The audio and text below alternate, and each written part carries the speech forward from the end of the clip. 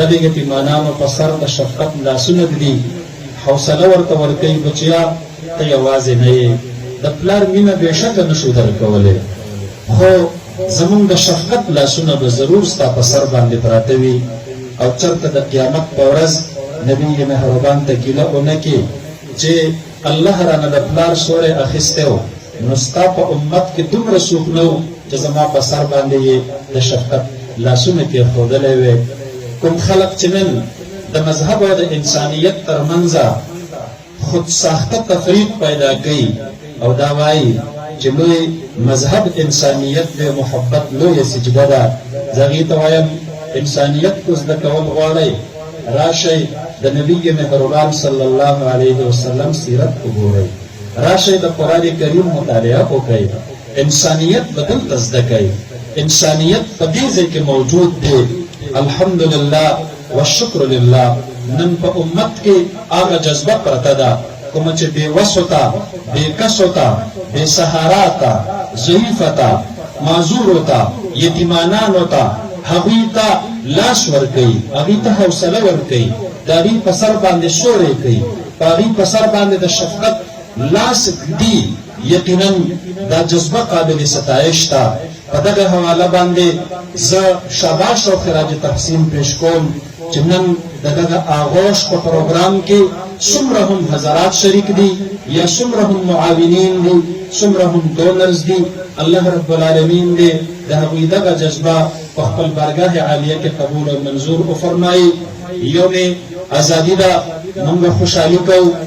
د باقي پاکستان سره د دې نه چې موږ 1947 پاکستانیان نه یو ځکه موږ بنیر د ریاست سوات حصه وو او موږ په 1969 کې د پاکستان سره مرګ شو او باضابطه طور موږ د هغې نه وروسته د پاکستان حصه جوړه شو خو موږ خوشحاله یو د زړه نه د دغه خپل وطن سره مو مینه ده دا محب وطن خلق دی او مینه به ورسره موږ ولې نه لرو ځکه د دغه وطن په ازادۍ کې که موږ تاریخ سټډي کو هغه د سن 1601 د ایسټ انډیا کمپنی د قیام نه وروسته د ازادۍ تحریکونه چې شروع شوي دي نو د منصور د میدانونو نه راواخله د بالاکوټ د میدانونو نه راواخله د شاملي او د طالبان د میدانونو نه راواخله زما د امبیلې د 1863 غازیان زما د چکبری د 1897 جهادونه الحمدلله والشکر لله په فخر او په ویاړ سره وایم نن کو د اسلام آباد په محلاتو سبز هلالي پرچم لهراویږي په پشت باندې زما د دغه خاورې د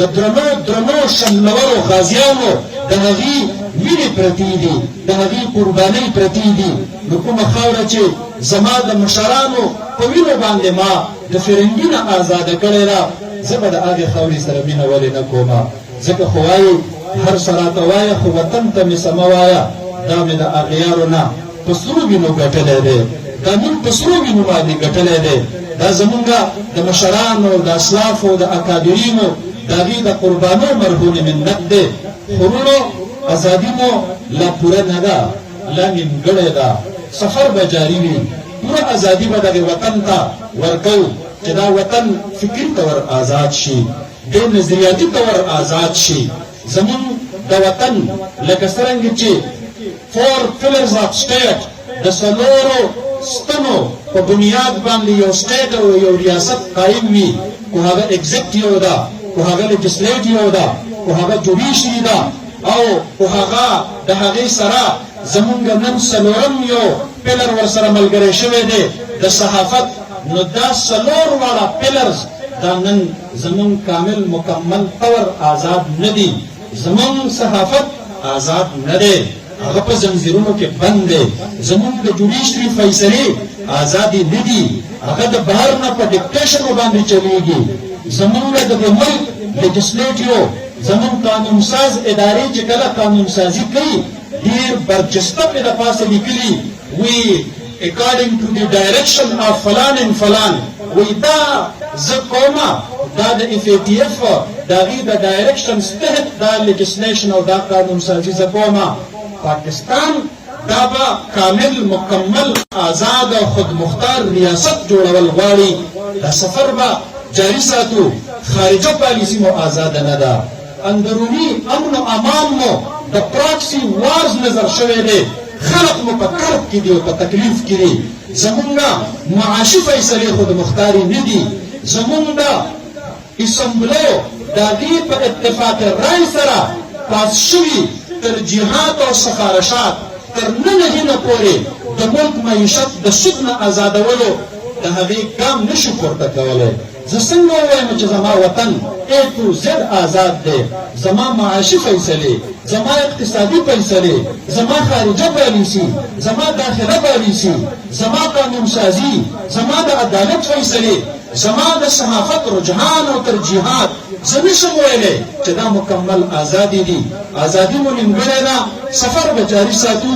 حوصلې مو د غر غوندې ورته نیسلي دي وطن مو خپل دی بل چاته یې نه پرېږدو او انشاء الله العزیز په 14 اګست 1947 باندې د رمضان شریف 28مه شپه وه او د رمضان شریف 28مه شپه د رمضان د اخري عشرې د ناټکو شپو د لیلة القدر زیات امکان وي او لیلة القدر کې الله قرآن نازل کړی دی تخلیق پاکستان نزول قرآن غالبا په یوه شپه باندې شوي دي پاکستان دا به هم زنده باد وي خو په پاکستان کې به اسلام زنده باد وي پاکستان کې به اسلامي نظام زنده باد وي هغه نیمګړی سفر هغه به جاري ساتو یو کم 80 کاله وشو زما د شهداو د زړونو ارمان لا نه دی پوره هغه شهدا چې د دې وطن په ازادۍ کې خپلې ککرۍ شیندلې وې د هغې روح نن هم د هر پاکستاني وګړي په ګریوان کې لاس ورچولی پوښتنه ترېنه کوي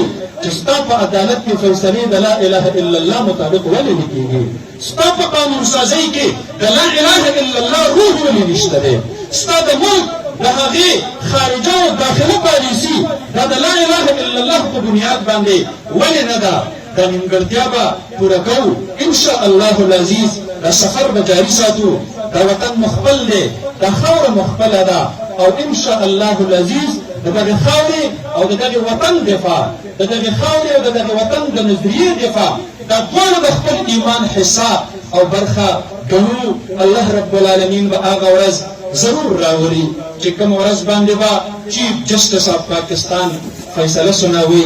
د قرآن او د سنت حواله به ورکوي انشاء الله العزیز الله به هغه ورځ موږ ته خامخا ښیي په کومه ورځ چې زما د قانون ساز ادارې نه قانون سازي کیږي د قرآن او د سنت مطابق به کیږي حوصلې مو درنې دي حوصلې مو مضبوطې دي الله رب العالمین دې زموږ سره په دغه سفر کې خپل نصرت شامل حال وفرمایي په آخره کې یو ځل بیا دغه خپلو راغلو درنو مېلمنو ته په خیرالی او هرکلی وایم یو درخواست به ضرور کومه زما ډېره زړه غوښتله چې اول تا آخر په دغه پروګرام کې مې شرکت خپل یقیني کړی وی چونکې زما درېیمه ورځ ده د سفر حرمین نه د راتللو مېلمانه راته ډېر زیات هلته په انتظار باندې دي صرف د زړه یو درد مې و او یو لګاو مې و یو محبت مې و د آغوش د ډایرکټر صاحب انتهایی شکریه ادا کوم چې زه په حرمینو کې وم او دوی ما ته دعوت راکړی او بیا یې پرون زموږ کور ته تشریف راوړی و یو جهان مننه او شکریه ادا کوم ښاد اوسئ آباد اوسئ واخر دعوانا ان الحمد لله رب العالمین